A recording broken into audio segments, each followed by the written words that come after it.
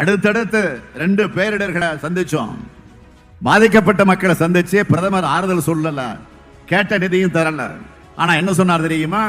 நிதியமைச்சர் நிர்மலா சீதாராமனை அனுப்பி வச்சிருக்கிறேன், அவர் வந்து பார்த்துட்டு நிதியை ஒதுக்குவார்னு என்கிட்ட பிரதமர் மோடி சொன்னார்.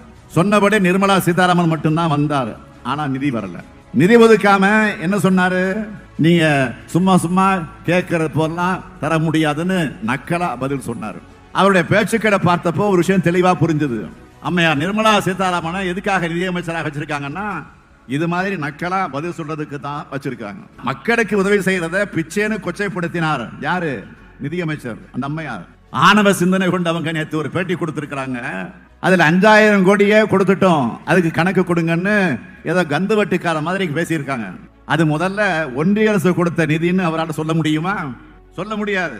ஏன்னா அது வெளிநாட்டு வங்கிகள் தமிழ்நாட்டுக்கு கொடுத்த கடன்.